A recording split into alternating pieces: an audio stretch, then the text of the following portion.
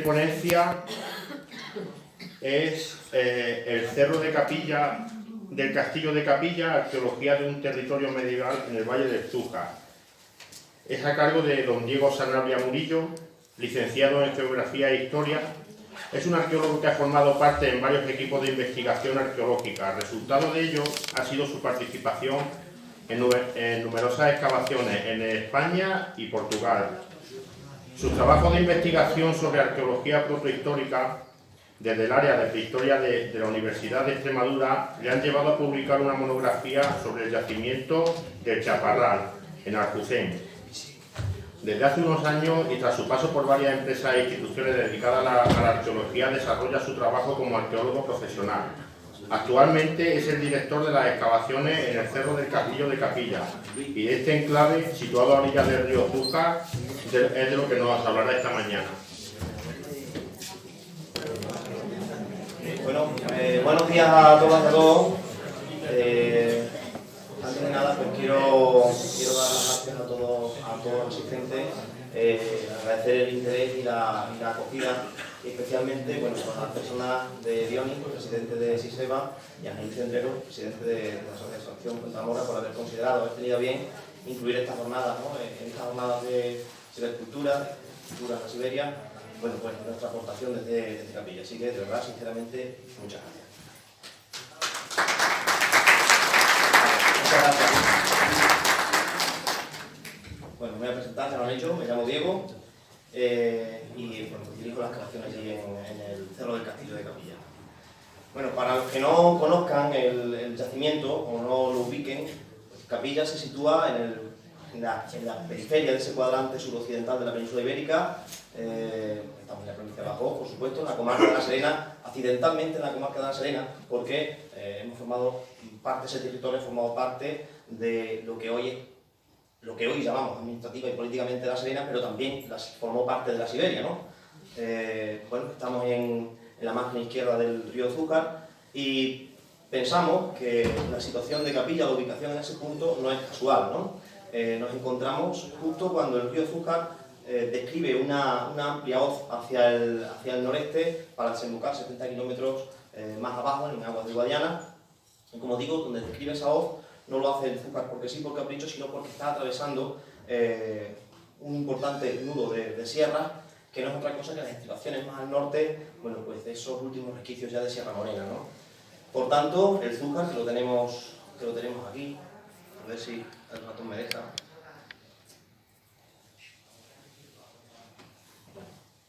No me deja... No. Ponlo en papel, a ver si te va mejor con un papel. Aquí. Vale. Bueno, aquí tenemos el río Zújar. Capilla se sitúa también muy cerca de la divisoria de aguas entre el Guadalquivir y el Guadiana. Y también hay que decir que el río Zújar, el nacimiento, está muy próximo, y algo que es muy interesante, está muy próximo al nacimiento del río Guadiana, que desemboca en Córdoba capital, prácticamente a 2 kilómetros de Córdoba capital. Y esto, no es, como digo, ya digo, el yacimiento no es casual que esté ahí, ¿no? Esa concentración, por ejemplo, de estelas de Guerrero, a Pablo, en lo que venimos ya cada vez llamando más el corredor del Zújar, esa concentración de grandes yacimientos, quizás nos esté indicando que estamos ante una vía natural de primer orden entre, ya digo, entre esos dos valles, como los dos valles medios del Guadiana y del Guadalquivir, ¿no? Bueno, vamos a movernos a lo largo de esta ponencia, vamos a movernos en dos grandes etapas cronológicas, dos grandes momentos. Uno de ellos, el primero, es la etapa musulmana, la etapa andalusí del yacimiento, y otro es la etapa medieval cristiana, ¿no? Ya en el ocaso de la Edad Media, en el siglo XV y posiblemente principios del XVI. En cuanto a la primera de ellas, la etapa andalusí, las referencias que tenemos son muy escasas. Concretamente tenemos una que debemos al geógrafo Al-Idrisi, que en el siglo XII nos cuenta que en ese punto, en el camino de Córdoba, hoy va la cosa de camino, en el camino de Córdoba hacia el norte, hacia Mignasa, aquí se sitúa el sitio, el lugar, sin indicarnos la entidad de ese sitio, el sitio de Cabal. No, dice que aquí está Cabal. A quienes debemos más noticias sobre ese momento, y especialmente ante las circunstancias en las que Capilla pasa de manos musulmanas a manos cristianas, pues, o sea, debemos a una serie de crónicas medievales escritas por cristianos. Bueno, una de las más principales, escrita años después de esa conquista, que tiene lugar en 1227, bueno, pues una de las principales es la crónica latina de los reyes de Castilla, donde se nos narra con bastante detalle, bueno, pues los pormenores de ese hecho de guerra, de ese hecho bélico, ¿no? En ese momento, un año antes, en 1226, nos dice la crónica que Fernando, el rey Fernando III, Fernando rey de Castilla, un joven rey todavía, está conquistando territorios en el valle alto del Guadalquivir, en la zona jiennense, bueno, pues de Úbeda y Baeza. Y allí somete a tributo al rey baezano.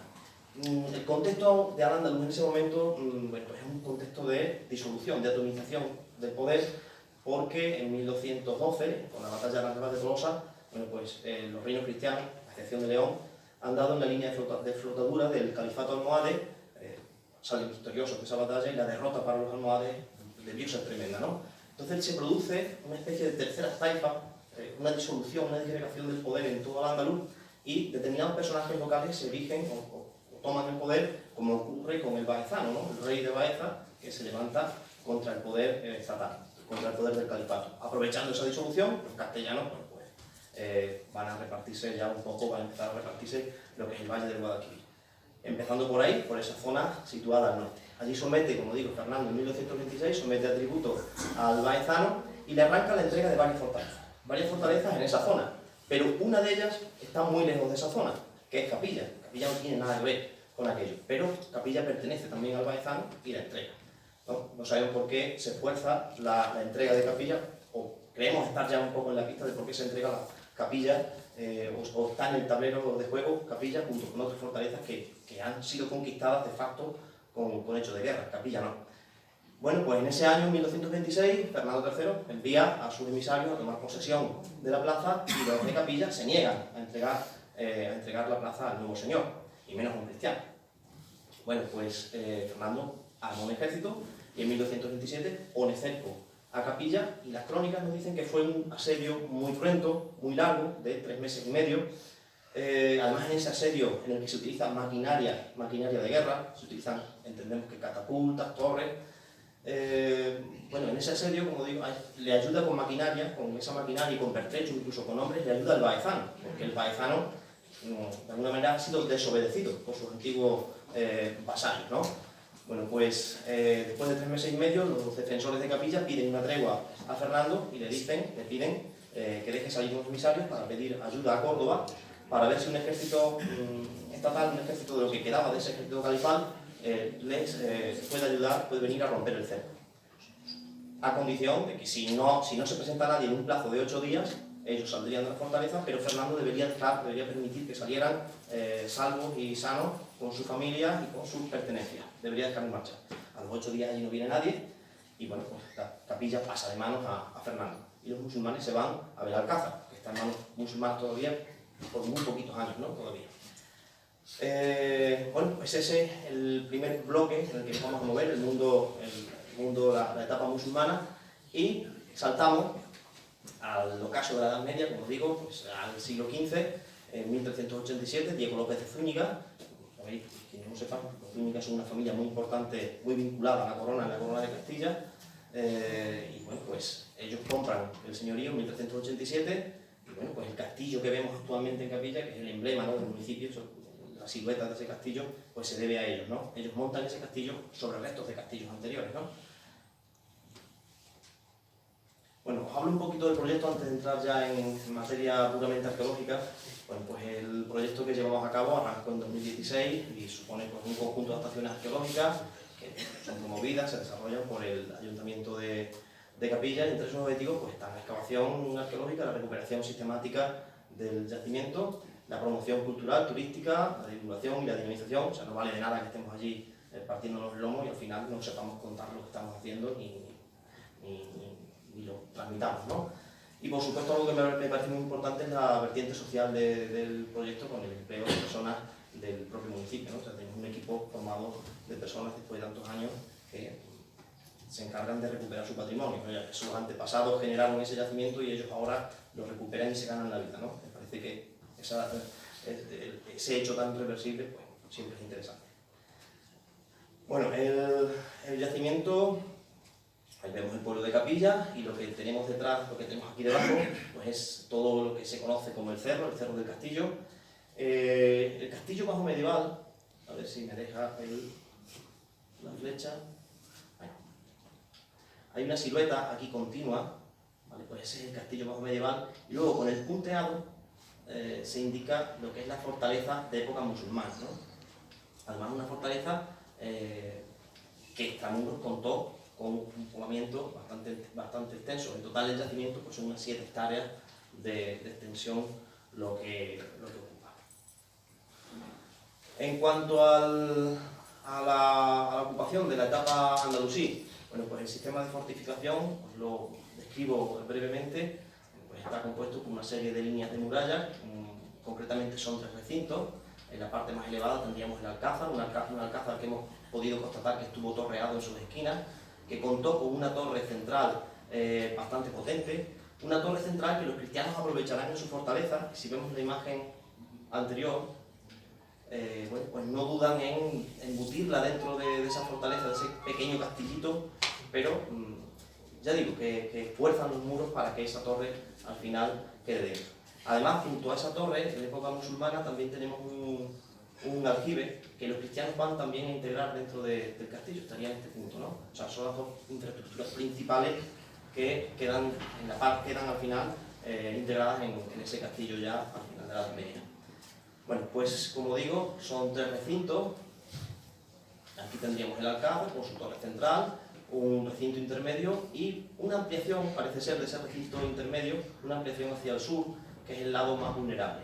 Y bueno, fuera de Extramuros lo que tenemos ya es toda la ocupación de ese gran, si se puede llamar así, ese gran arrabal, ¿no? En cuanto a las estructuras defensivas, bueno, pues son grandes muros, potentes muros con potentes zócalos de mampuesto. Muchas veces ese mampuesto está incluso encofrado, es decir, se encofra, pero la apariencia externa es de una pared de piedra. Realmente se ha encofrado, se han utilizado tableros para disponer los materiales. Sobre ese cuerpo de mampostería nos encontramos también otro segundo cuerpo de tapial, un tapial hormigonado, por tanto no es tierra con agua apisonada, sino que es tierra con agua y cal, es un hormigón, también con piedra, ¿no? Y además la epidermis, la parte exterior de esos tapiales, en muchos casos bueno, presenta una calicostra, una especie de enlucido. No es un enlucido porque esa calicostra se produce cuando se va construyendo el encofrado, ¿no?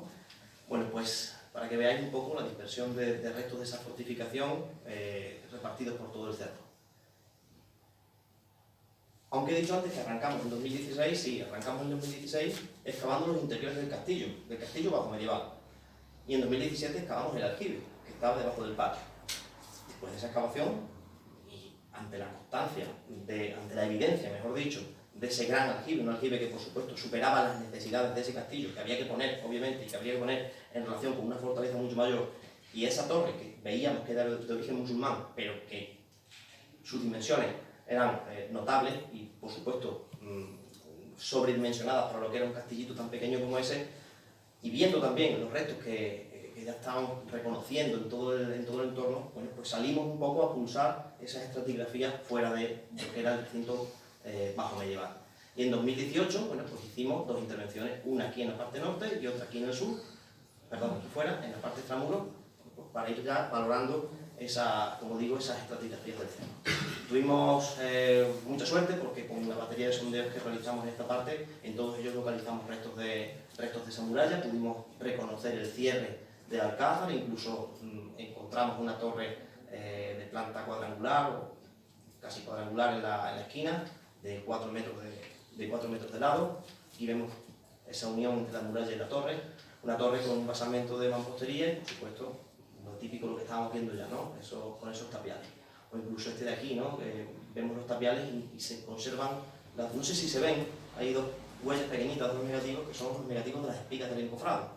O sea que se conserva todavía, pues, en algunos de ellos, pues, esa muralla se conserva bastante bien. Entre 2019 y 2021 plena pandemia, bueno, pues estuvimos excavando en el recinto inferior, tanto a la muralla como dentro. En cuanto a la muralla, esa muralla de esa parte inferior, bueno, pues pudimos reconocer casi 30 metros de un potente muro, un potente zócalo de mampostería, que sabemos que tuvo un alzado, que se conserva un alzado todavía de 1 metro, pero que obviamente sería más alto. Y en torno a esa muralla, bueno, pues también reconocimos una serie de instalaciones, de edificaciones, por ejemplo, esta casa que está dentro de la muralla, adosada literalmente a ella, que tuvo una vida muy corta, ¿no? Bueno, ahí vemos, una vez que desplazamos esta parte de la muralla occidental, bueno, ya aparecía el paramento y literalmente podríamos decir que está enterrada bajo los tapiales disueltos, ¿no? Bueno, pues cuando la excavamos, tuvimos esto, ¿no? Casi 7 metros de altura de muralla perfectamente conservada. Y como digo, pues toda una serie de instalaciones en torno a ella, ¿no? Aquí tenemos 2 desagües que bueno, evacúan el agua del interior de la fortaleza, una zona de captación de agua, que nos parece muy interesante, ¿vale? Recoge tanto el agua que escurre por este peñón, un peñón que cae de forma oblicua aquí a una canaleta y se recoge en la base de la muralla con una poceta excavada en el terreno.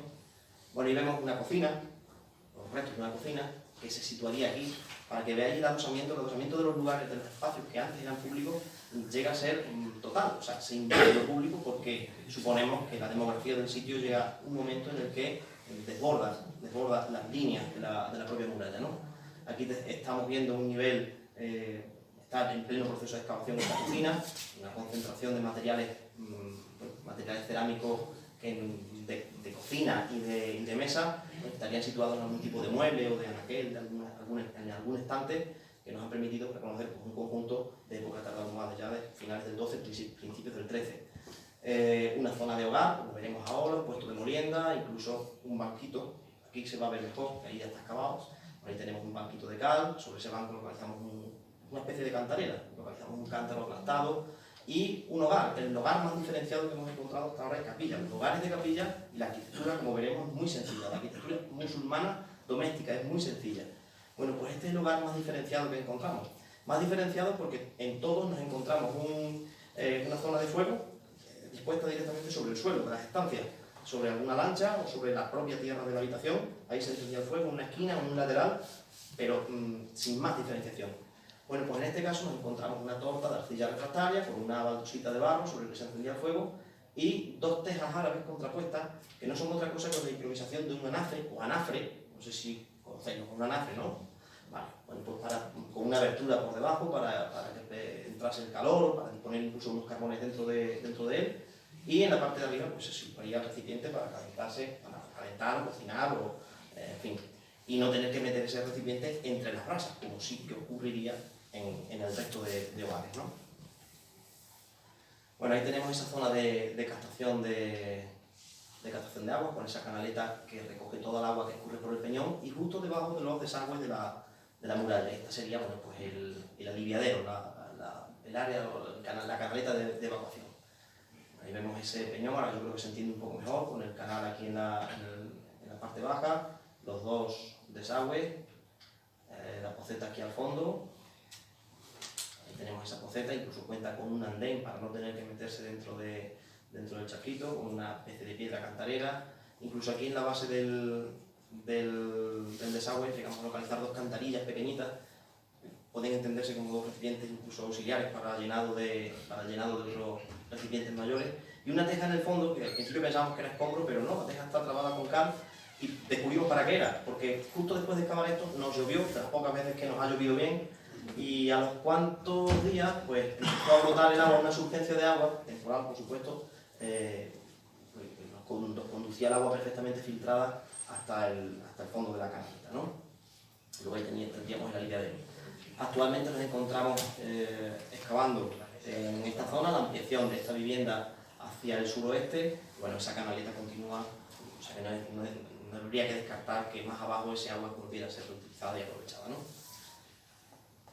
Bueno, aquí con esta flecha indico algo que nos resulta interesante para entender la evolución del yacimiento. Esa flecha, esta superficie de aquí, está a 1,5 metros respecto de esta. Aquí está el suelo de la vivienda y estos son los escombros que la cubren, no es otra cosa.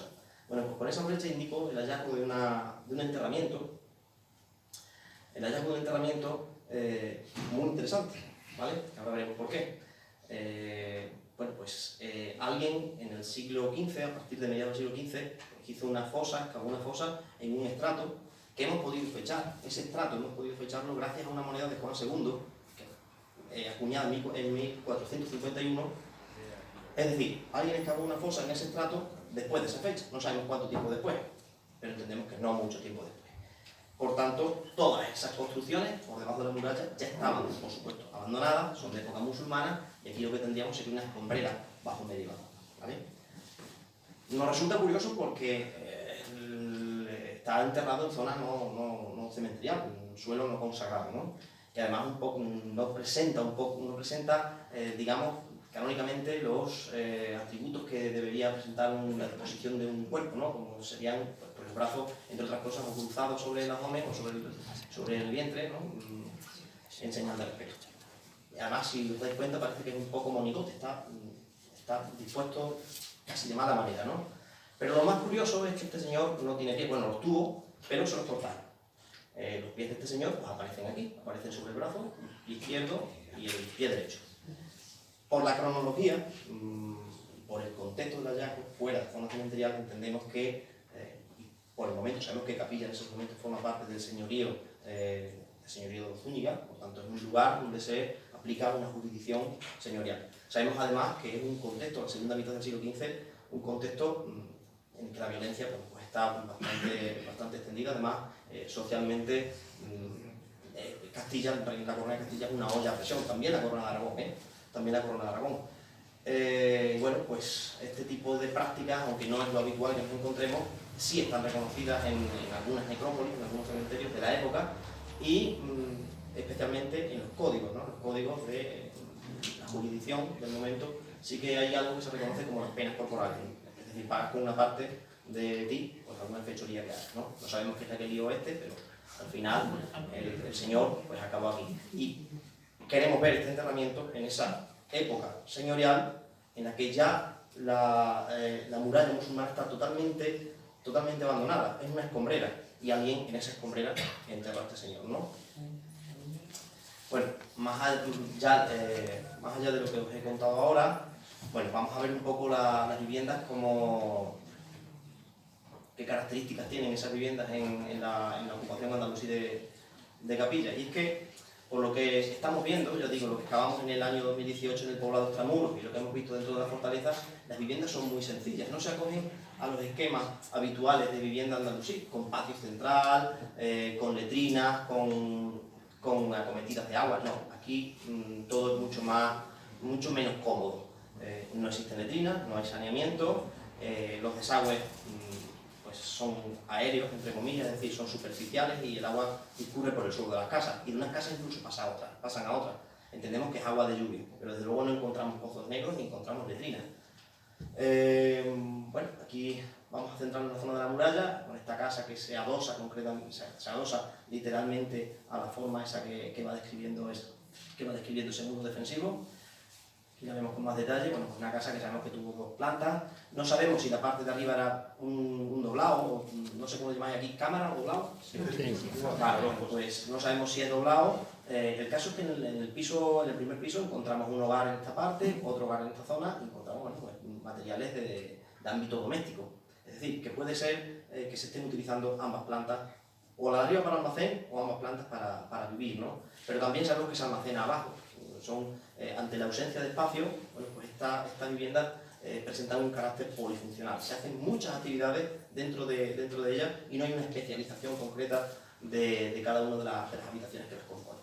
Incluso, bueno, pues se nos ha conservado, como digo, esta escalera y parte del suelo de la segunda planta, pues, que además coinciden en cota y nos están indicando pues, dónde estaría el forjado del segundo piso. Ahí vemos unas imágenes de esa vivienda, adosada a la muralla. Esto que vemos aquí es la calicostra, que es la epidermis del tapial, una calicostra de mortero de cal. En el sector intramuros, seguimos dentro de la fortaleza. En 2019 hicimos una serie de catas, una serie de sondeos. También volvimos a tener mucha suerte, ¿no? Localizamos, pues simplemente con localizamos 4 espacios, o tuvimos constancia de 4 espacios, y además de la misma época, de época almohade, tardoalmohade. Bueno, el resultado ya de la excavación en área, todo eso, es esto, ¿no? Una serie de edificaciones que bueno, pues tienen un límite por la parte norte, que es esta calle, y un farallón de cuarcita que obliga a que el urbanismo lleve esa dirección, ¿no? Una calle, que es la calle principal de la fortaleza, o la vía de comunicación más que calle, es la que nos está definiendo todo el paso desde la parte baja a la parte alta del cerro. Es una calle que tiene 1 metro de ancho, una calleja de mala muerte, pero es lo que tenemos, ¿no? Y además tiene su sentido. En una fortaleza no conviene que tengas una red viaria espectacular, ¿no? Sino pocas calles y además estrechas. Sabemos que todo este conjunto parte en una fase antigua, una fase que podríamos situar en época almorávide e inicios de la época almohade, con una parte todo de una gran vivienda con patio central. Aquí sí es el único patio central que tenemos, pero inmediatamente, y seguramente a inicios del 13, todo esto sufre una evolución muy importante, muy rápida en el tiempo, y se compartimenta esa casa para generar 3 viviendas. Aquí tendríamos una, aquí tendríamos otra, con 2 compartimentos, aquí tendríamos otra. Hay una serie de espacios también independientes, como puede ser el espacio 1, la habitación más grande, o este patio de aquí, un patio vertical. Y los accesos, bueno, pues son esa especie de corredores alargados hacia el interior. Incluso los restos de una antigua muralla, bueno, pues que delimitaría con alguna puerta pues el acceso a ese recinto. Ahí tenemos un esquema de esas viviendas, para que está en la muralla, para que no nos perdamos. Esa es la calle, una calle pues, con un pavimento de grava y cal, típico de otros poblados muy parecidos a Capilla, que se han excavado en el sureste de la península ibérica, en lo que se conoce como el Sarc al-Ándalus, es decir, la parte de Levante. Bueno, pues este tipo de calles se vinculan a la recepción de agua de lluvia, ¿vale? Son calles impermeables, ¿no? Para conducirlas hasta Alcides, ¿no? Ahí vemos algunas imágenes de esas estancias, de esas partes de las casas. Pero aquí vemos un desagüe, cómo pasa de una casa a la otra, o este desagüe que recoge directamente el agua del patio, no lo mete por la puerta, porque lógicamente aquello debía ser, imagínense, tiene que salir una noche al patio y viene cogiendo el agua de lluvia. Bueno, pues, pero al final lo hace, la meten dentro de la vivienda y te la ponen por un lateral, ¿no? Para sacarla a la calle. Bueno, en el sector extramuros, como he dicho, excavamos en 2018. A partir de los restos de una antigua excavación, pues ampliamos los frentes norte y sur. Y bueno, pues pudimos reconocer un barrio de 500 metros cuadrados, también de época almohade, un barrio extramuros, un arrabal. Y aquí lo que vemos es un poco la misma tónica que hemos visto dentro de la fortaleza. Viviendas muy sencillas, con dimensiones muy reducidas, todo muy compartimentado. Todas las habitaciones valen para todo, ahí se almacena, se hace el fuego, se cocina, se hila, se teje, es decir, todo, incluso se descansa, ¿no? Y bueno, pues el hecho diferencial, lo que marca la diferencia entre esta parte y lo que vemos dentro de la fortaleza, es que aquí no hay reformas constructivas, o no las vemos, y además los patios son inexistentes. Y todo apunta a que, y el material, por supuesto, muy tardoalmohade. Es decir, que posiblemente la presión demográfica, ya la presión de tanta gente dentro de la fortaleza, hace que al final se acaben desbordando esa línea de muralla y la gente ya construya afuera, y construya todavía de forma bueno, pues más rápida y con más premura de comodidad, ¿no? Y ahora veremos qué es lo que puede explicarnos esto. Bueno, algunos de los materiales, simplemente una pequeña muestra de los materiales que tenemos de este periodo. Destaca el hecho de que nos estamos encontrando con una arquitectura muy sencilla, muy humilde, se construye de forma, como digo, rápida, no hay comodidades, pero dentro de esas viviendas nos encontramos elementos de cierto prestigio, es decir, sus poseedores tendrían algún tipo de poder adquisitivo. Y además, muchos de ellos, por no decir prácticamente la mayoría, están dentro de los circuitos comerciales de Al-Ándalus, además de largo recorrido. Bueno, pues aquí por ejemplo vemos algunas piezas para el servicio de mesa, ¿no? Estos son, por ejemplo, esto es una tacita, una jarrita, un jarrito individual. Esto puede ser varias cosas, puede ser un juguete, puede ser también una muestra de alfarero. Aquí tenemos una jarrita para el servicio de agua, altifores o grandes platos para la mesa, bueno, ollas para la cocina, ¿no? Este tipo de jarra, ¿no? Lo que definimos en Capilla como la jarra tipo L, es una jarra que sus paralelos más próximos los tenemos en Córdoba. Es muy escasa pero bueno, sus paralelos los tenemos en Córdoba a finales del siglo XII, principios del XIII. Son un tipo de jarra de color normalmente verde, metálico, además una pieza de buena factura, ¿no? Y bueno, pues hemos reconocido muchos ejemplares, tenemos ya casi 40 ejemplares de ese tipo de jarra reconocidos, ¿no? O por ejemplo este candil de disco impreso, no sé si los veis con detalle, tiene dos llaves esquemáticas, ¿no? Vale, pues podrían representar dentro del mundo simbólico religioso del Islam las llaves del paraíso. En fin, que quien lo ha estudiado bien, quien lo ha estudiado mejor, Juan Zozaya, dice que solamente se fabrican en Córdoba, que además es donde se ha demostrado por el momento que allí efectivamente se fabricaban, y bueno, pues tiene una duración corta, a finales del siglo XII cuando se expanden y se acaban a principios del XIII. Y además él dice que son medallas conmemorativas, que sí, esto es un candil, aquí a ese esquema, ¿no? A ese modelo. Aquí vemos unas imágenes del yacimiento. No sé si he conseguido ya que no veáis solamente Capilla como un castillito muy bonito aquí arriba, sino que entendáis que hay algo más, ¿no? Que es bastante más sugerente. Bueno, ahí vemos una reconstrucción de esa fortaleza musulmana, cómo pudo ser, con esos tres recintos, los tres recintos de los que nos hablan las crónicas, ¿no? Nos dicen que la fortaleza de Capilla es mucho alta, es mucho fuerte, las torres son muy altas, nos dice así, ¿no? Y que el castillo está en una peña viva, y literalmente es así, está en una peña viva. Bueno, pues aquí tendríamos la torre central de Salcázar, las torres de las esquinas, y bueno, pues el poblado de Extramuros se situaría en toda esta parte. Aquí sobra la carretera de Peñalsordo, ¿vale? Que es que nos ha quitado el señor que nos ha hecho esto, pues nos ha quitado el pantano muy bien quitado, pero... Bueno, ahí tenemos un mapa de Extremadura, no me voy a parar aquí, porque bueno, esa es un poco la línea de conquista castellana, de la que nunca se habla, pero es la que puede estar detrás de todo esto. Capilla es de conquista temprana, Johnny nos puede ilustrar un poco más, porque él sabe bien que todo esto cae a partir de 1900. Johnny, ¿dónde está Dios? Cae todo eso, cae a partir de 1931, 32, hasta el 34, se pacifica de alguna manera La Serena, pasa a manos castellanas, pero Cabal es de conquista cristiana, de conquista temprana, quiero decir, en 1226. Quizá en esa negociación eso explique que cuando Fernando le ajusta las cuentas al baezano, le arranque la entrega de Capilla, porque seguramente por la vía Zújar-Guadiato quiere asegurarse los pasos a Córdoba, ¿no? Guardarse las espaldas para el futuro, porque él ya tiene en mente la conquista del Valle del Guadalquivir, que conseguirá, por supuesto. Él va a conquistar Córdoba, Sevilla, Jaén, llegará hasta el Estrecho y someterá el tributo a Granada. O sea, es la gran conquista de la Edad Media y, por supuesto, de la corona de Castilla, ¿no? Bueno, y ya no me voy a extender mucho más, vamos un poco a ver un poquito de la fortaleza bajo medieval. Bueno, pues aquí la tenéis, un castillo casa fuerte, residencia aristocrática típica del ocaso de la Edad Media, con esas torres salideras circulares, lo que nos están demostrando ya, nos están diciendo que la artillería ya no es de piedra, sino que la artillería es pirobalística, y ya hacen más pupa que las otras, por eso esas torres circulares tan potentes, ¿no? En Capilla a esto le llaman los canutos.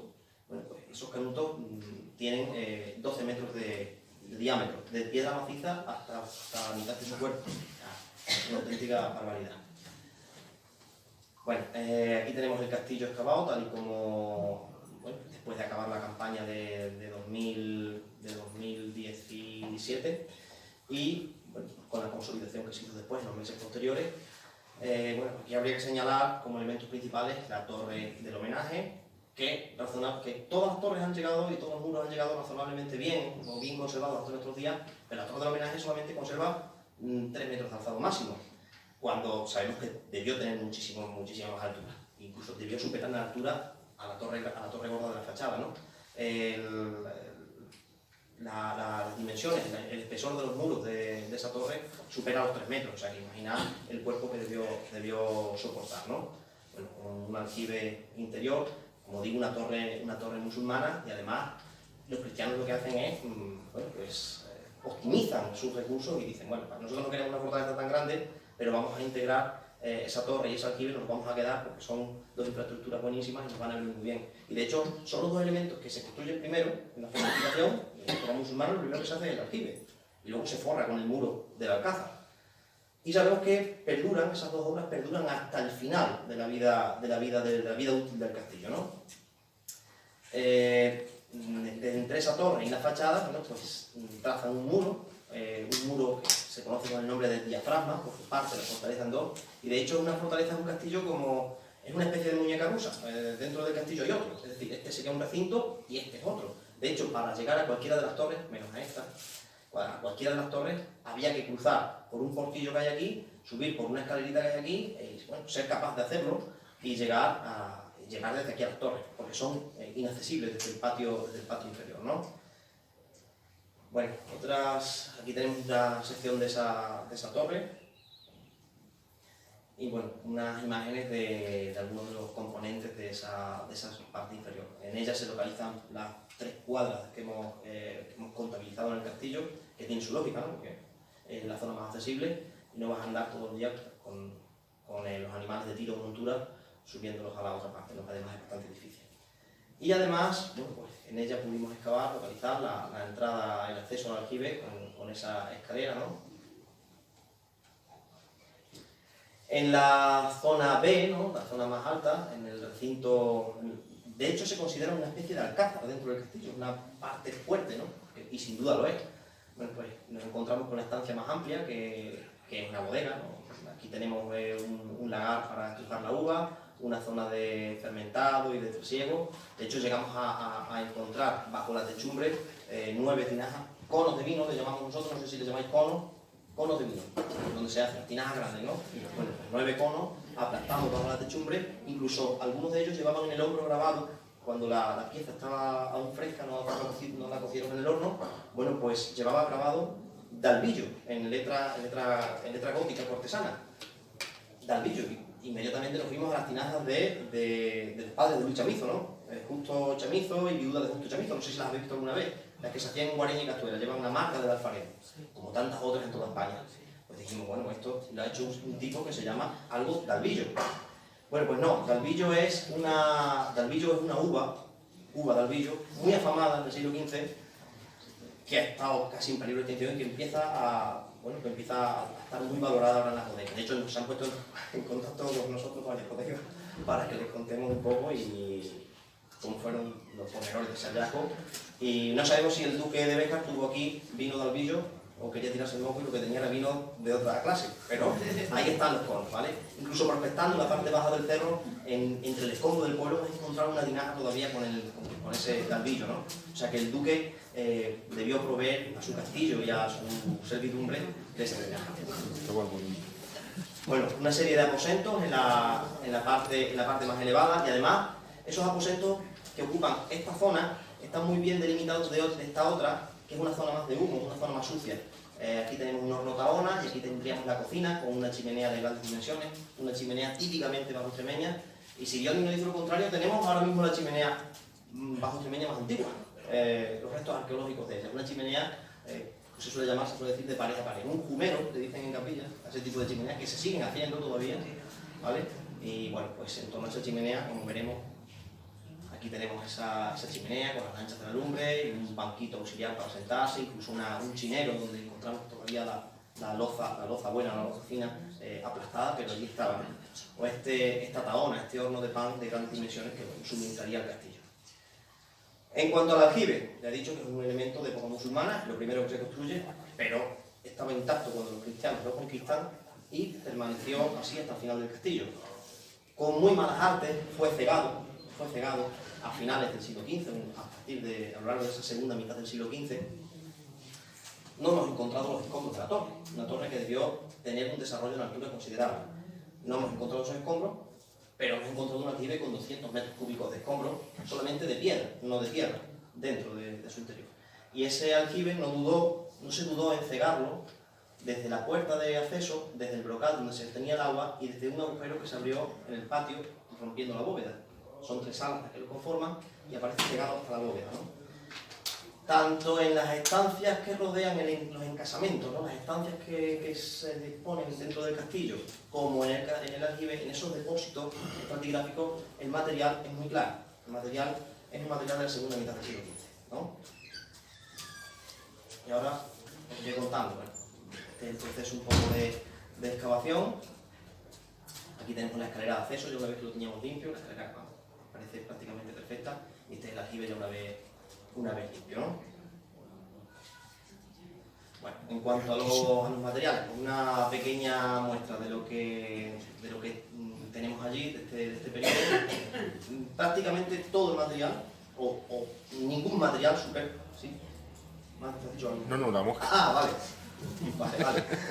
Todo el material pues no supera, no hay nada que supere los primeros 10 años del siglo XVI. Todo el material es de la segunda mitad del siglo XV, ¿no? Esas cerámicas todavía de tradición mudéjar sevillana, algunas ya de tradición mudéjar más tosca, como esas escudillas, cerámica de basto, como estas dos jarritas, jarritas binarias se llaman, tinajas, elementos para el acarreo de agua, el transporte de agua, como esos cántaros, incluso una bañera o tinaja o artesa, elementos de cobre como calderos, ollas, yo qué sé, peines, pinzas de pilar, en fin, fuegos, también hay elementos muy prestigiosos, como de marcadores de prestigio, como puede ser un rosario de azabache, además un azabache de gran calidad, un azabache de origen asturiano, en el que los misterios del rosario, yo no sé rezar el rosario, pero sí que sé que tiene unos misterios con las estaciones, y los misterios son bellotas además talladas, son mínimas, pero son bellotas talladas con una muy naturalista, y la verdad es que es espectacular. O esta medallita, es que se ve un poco borroso, pero esa medallita de la Virgen de Guadalupe, una medallita escapulario, pues nos están hablando de ese momento, ¿no? Incluso las numismáticas, las monedas que han aparecido, están ahí, ¿no? En ese Por supuesto, el material bélico, estas pelotas para bombarda, con lanzones, puntas de flecha, dardo de ballestas, tipológicamente similares a otros casos bien estudiados arqueológicamente en ese periodo, como pueden ser las guerras ismaelitas en Galicia o las revueltas de los payeses de Remensa, a las que Fernando el Católico puso fin con la sentencia de Guadalupe, ¿vale? Bueno, pues están muy bien calibradas en ese momento. O más de 500 piezas como esta que pertenecen a armaduras brigantinas, ¿vale? Que nos dan para hacer unas pocas armaduras. Bueno, pues esos niveles de destrucción, aquí sobra el pantano, esos niveles de destrucción, esos materiales tan concretos, esa torre del homenaje totalmente arrasada y ese aljibe lleno de escombros hasta arriba, anulando la capacidad defensiva y la acumulatoria de agua del castillo, bueno, pues nos llevan a plantear algún contexto de violencia para esa segunda mitad del siglo XV en el que el castillo, la vida del castillo, se agota. ¿Qué es lo que pudo pasar? Pues no lo sabemos, ¿no? ¿Que hubo palos? Sí. Para eso tendríamos que atender un poco al territorio, ¿no? Antes lo habéis dicho por aquí, los estados de capilla, ¿vale? Los estados de capilla, bueno, pues es un señorío que bueno, alcanza su máxima pujanza a partir de que los Zúñiga llegan allí en 1387. Diego Zúñiga y sucesores bueno, levantan el puente, quizás vosotros lo sepáis, el puente de las Garbayuelas, ¿se llama? Sí. No sé por qué. Bueno, pues el puente de las Garbayuelas lo montan en Ezura, un puente de casi 400 metros de largo, y consiguen, arrancan de la mesta la concesión de poder cobrar un 3 por 1000 de todo lo que pasaba por allí, ¿no? En ganado se traduciría en 3 cabezas al millar.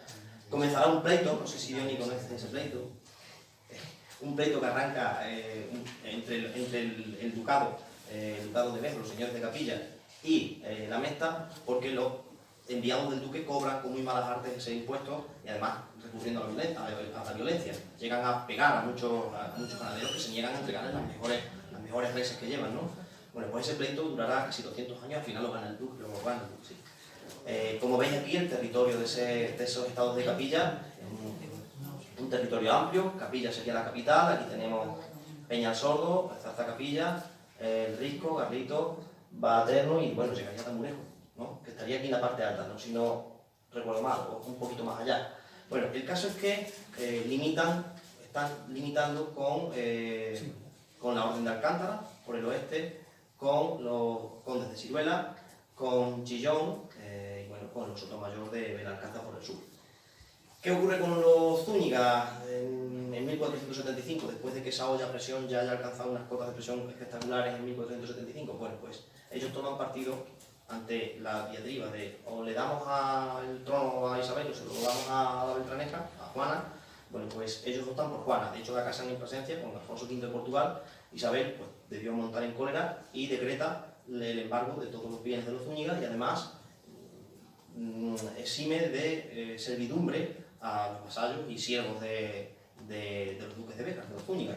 Es decir, que el castillo, bien por causas internas, bien por causas externas, estaba un poco vendido, ¿no? Porque todo lo que le rodeaba toma partido por Isabel. Entonces entendemos que ahí, en ese contexto, pues debió producirse el final del castillo. Y es un poco la hipótesis que manejamos. Ya está, muchísimas gracias.